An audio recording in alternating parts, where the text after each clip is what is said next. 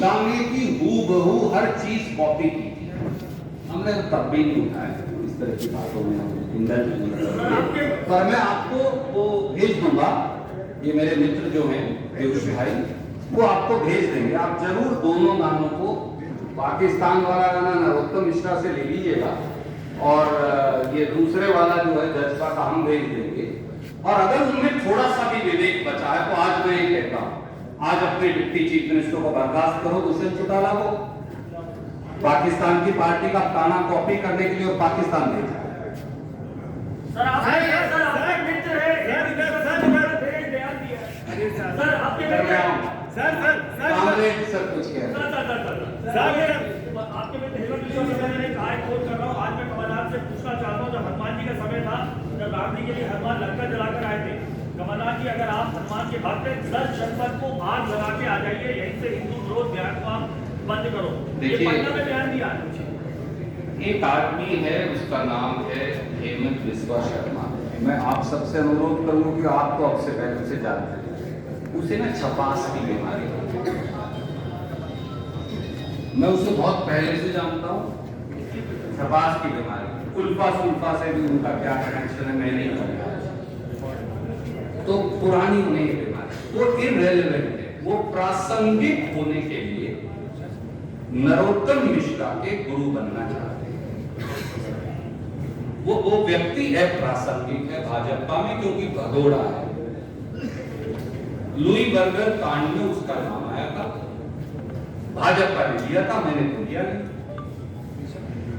और एक और वो जो लॉटरी कांड हुआ था, वहां भी उनको समन ईडी के आए, उसके बाद भाजपा में चले गए। ठीक है, उनकी मर्जी है, हमारे मित्र हम तो रहेंगे क्योंकि हमारा वयमनस्य है।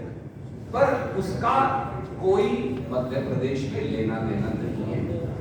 उसके किसी सवाल का जवाब देना मैं समझता हूं वक्त की बर्बादी है। वो केवल ध्यान आकर्षित करना चाहता है ताकि उसकी खबर छपे, फिर वो मोदी जी के पास जाए, देखो सर मेरी खबर छपी, फिर वो उसका बस इतना ही था। वो हर प्रदेश में जाता है। अभी कर्नाटक गया था, वहां किसी ने ध्यान नहीं दिया, अब यहाँ आ गया। तो मेरी आपसे हाथ जोड़कर करबत प्रार्थना, मुझसे कितने सवाल करेंगे। एक प्रासंगिक लोग जो छपास की बीमारी से पीड़ित हैं, उनकी तरफ ध्यान न दें, हमारा ध्यान रखना है। सर अरविंद केजरीवाल ने कहा है, सर अरविंद केजरीवाल ने कहा है,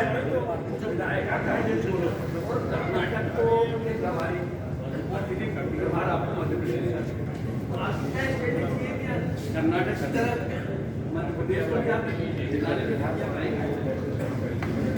सवाल के लिए धन्यवाद सर। एक तो मेरे पास अतिरिक्त नहीं है, कुल प्रभाव है, तो मैं सौभाग्यशाली हूँ के साथ हाँ। राजनीति मेरा ये मानना है, व्यक्तिगत तौर से भी और जिस पार्टी से मैं आता हूँ, राजनीति विचारधारा और एजेंडा के आधार पर होनी चाहिए। भटकाऊ राजनीति का समय अब बीतता जा रहा है। बात करूं मैं 5000 साल पुरानी, यहाँ रोटी खाने को नहीं है या रोजगार नहीं है और पटवारी की नौकरी मिल रही है 15-15 लाख। हमारा एजेंडा बिल्कुल साफ है। एक व्यक्ति जो आज मुख्यमंत्री की कुर्सी पर बैठा है, उसको ये मालूम है कि उसकी विदाई हो चुकी है, उसके मन में हो चुकी है। और आपने देखा होगा, आप तो सजग पत्रकार हैं, सब मुझसे ज्यादा जानकार हैं, प्रांत के बारे में आप मुझसे ज्यादा जानते हैं। क्या आपने देखा कि 3 महीने में किसी सीएम ने 1000 घोषणाएं कर डाली? मैं हमेशा बोलता हूँ, हिंदी की कहावत है, हरियाणा में शायद अपना मध्य प्रदेश हरियाणा साथ लगा है, उसको बोलते हैं कढ़ी बिगाड़। कोई बच्चा होता है ना, कढ़ी माँ बनाती है, हमारे यहाँ तो उस पे गोसे को ऊपर बनाती थी लोग। तो कोई बच्चा होता था, उसके अंदर मिट्टी डाला जाता था, जब वो बिल्कुल बन के तैयार होती, उसे मालूम नहीं कि वो जा रहे, वो इस प्रदेश पर आक्रमण कर रहे। मैं बहुत सोचकर ये शब्द कह रहा हूं। शिवराज सिंह चौहान ने इस प्रदेश के भविष्य पर पिछले 3 महीने से लगातार हमला बोला। कोई बोलता है आपका साहब मेरी 10,000 रुपए तनख्वाह की 18 साल से मैं रो रहा हूं। अरे कोई बात नहीं पंडित जी, आप 90,000 लेते हैं। ये बोले मेरा 20,000 का ग्रेड करे, 50,000 का ग्रेड कर दो भैया इसका। वो दोनों हाथों से प्रदेश की तबाही करने पर मन में शायद आप भी ये स्वीकार करें।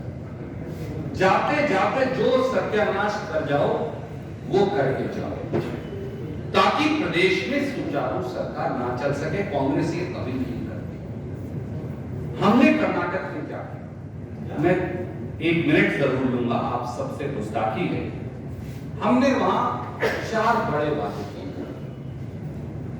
महिलाओं को 2,000 रुपए देंगे, ये सारा कॉन्सेप्ट सर वहीं से आए। उस समय हमने सबने बैठ के सोचा, क्योंकि महंगाई बढ़ती जा रही। हमने 18 साल बाद नहीं किया, सरकार बनने के 35 दिन के अंदर 1 करोड़ 10 लाख महिलाएं रजिस्टर हो चुकी सर, जिनको पैसा जा रहा है, राहुल जी करके आए। 1 crore 25 lakh sir end of the year हो गया। 36,000 करोड़ रुपया, जो दुनिया की सबसे बड़ी महिला डीबीटी स्कीम है, और एक परिवार में एक ही महिला को देते हैं सर,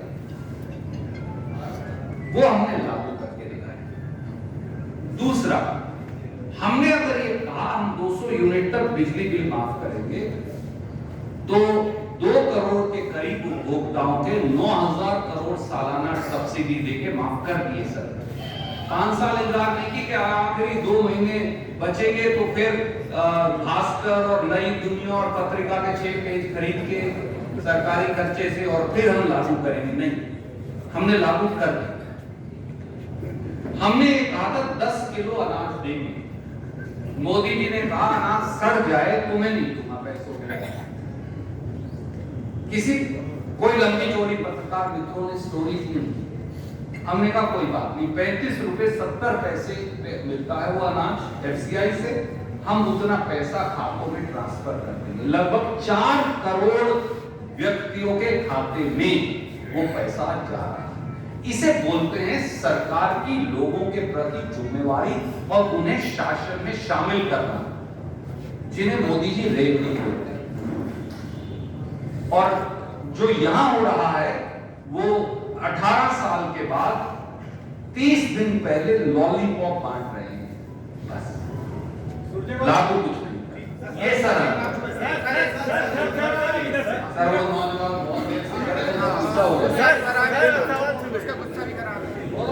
सर अरविंद केजरीवाल रीवा में आज आए थे, इंडिया गठबंधन में आपके सहयोगी हैं। उन्होंने ये कहा है कि कांग्रेस पार्टी जो गारंटी देती है उस गारंटी का कोई वजूद नहीं है, फेक गारंटी है, लेकिन जो गारंटी मैं दे रहा हूँ वो खरा माल है, आप आजमा करके देख लीजिए। आदरणीय मित्र, वो यही बात कर्नाटक में कहकर आए थे, वहां भी उनका आजमाया हुआ माल खराब निकला। Sir, PM Modi has instructed you all MPs put Rona Dona aside by using the language like. He is saying that let Parliament session be fruitful in coming in news. Sorry sir, I did not hear the question correctly. Today, in the Parliament, PM Narendra Modi instructed all the MPs using the language like put Rona Dona aside and let the new session be fruitful, being in the new Parliament. So how? आदरणीय मोदी जी ने वो सलाह नरोत्तम मिश्रा को क्यों नहीं दी, जो सुबह से रोना धोना कर रहे हैं और अपने प्रवक्ता हो, काश उनको भी दे दी। मोदी जी की कथनी और करनी में आदरणीय साथी बहुत अंतर है।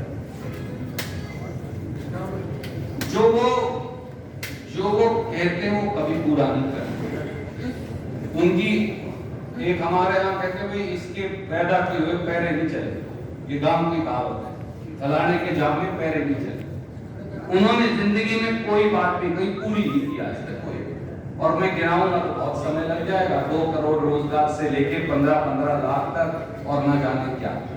तो उनकी कथनी और करनी में अंतर है। कुछ चीजें वो टेलीविजन पर दिखाने के लिए करते हैं और कुछ चीजें वो अपने खुद के आचरण में करते हैं। तो ये देश ने पिछले 8.5-9 वर्ष में देख लिया है, और मुझे उम्मीद है कि 140 करोड़ जनता 2024 के लोकसभा चुनाव जब होंगे, पहले इन्हीं 5 विधानसभा और फिर लोकसभा में इसका जवाब उन्हें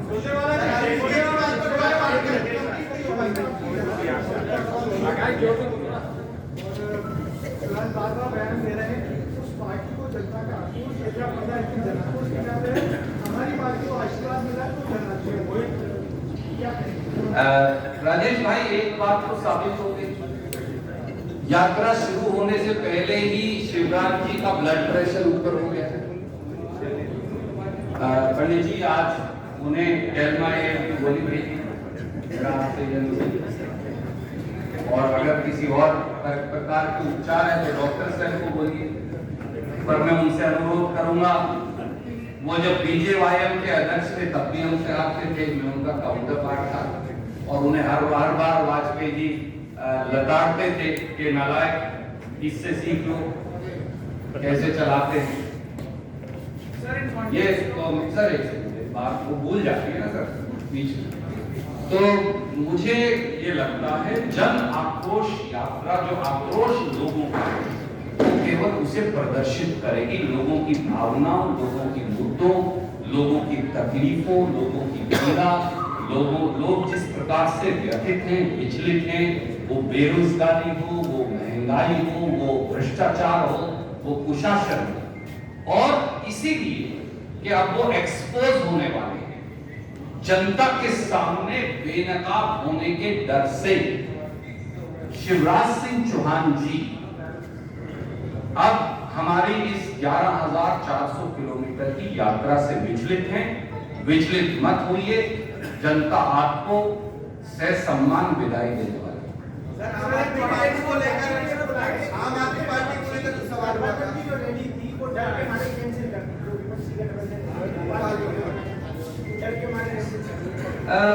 असली में मैं आपको बात बताऊं, हरियाणा मेरी माँ कहा करती थी, तो मैं इसलिए मेरी माँ पढ़ी लिखी नहीं पर ज्यादातर PhD से ज्यादा बोली थी, जैसे हमारे बुजुर्ग लोग होते उन्होंने ही मुझे पढ़ाया लिखा। वो कहती थी कि कभी भी नकलची बच्चों के पास मत बैठो, वो खराब कर देगी करियर, चौपट कर देगी। ये शिवराज सिंह चौहान ऐसे ही, ये ना कुछ पढ़ते लिखते नहीं, और इस वजह से ये इस प्रकार की उलझन बातें कैसे रहती हैं। असली में तकलीफ है, आपको सबको मालूम है, 11,400 किलोमीटर की जन आक्रोश यात्रा चल रही है, कल से चालू, गणेश चतुर्थी जी का शुभ अवसर है, उससे चालू हो जाएगी, और वो लगभग 15 दिन मिनिमम, कुछ यात्रा 17 दिन तक चलेगी। रैली होनी थी 2 अक्टूबर, इसलिए मैंने और माननीय कमलनाथ जी ने, गोविंद सिंह जी ने, दिग्विजय सिंह जी ने, हमने पार्टी को इतना ही अनुरोध किया कि साहब पार्टी की कोई भी रैली हो, हम स्वीकार है, शर्माते हैं, करेंगे, सिर्फ ये यात्रा हमें 1 हफ्ता बंद करनी पड़ेगी, ये उसका काम है। तो अगर हो सके तो इस पर पुनर्विचार हो जाए। मुझे बताइए इसमें क्या बुरी बात है, क्योंकि फिर कोड ऑफ कंडक्ट आएगा 10 अक्टूबर के करीब, फिर हमारी यात्रा बीच में रह जाएगी अगर 1 हफ्ता बंद कर देंगे। रैली करेंगे तो 1 हफ्ता तो तैयारी करेंगे सर, तो इस पे उनको क्यों पीड़ा हुई, उनके पेट में क्यों दर्द हो रहा है? दर्द ये है, किसी तरह से भी शिवराज सिंह चौहान ये चाहते हैं कि जन आक्रोश यात्रा बंद हो जाए। अब इसका माननीय खड़गे साहब और कांग्रेस पार्टी निर्णय कर लेगी, जो हुक्म पार्टी का होगा उसे हम करबत लागू कर देंगे। Thank you.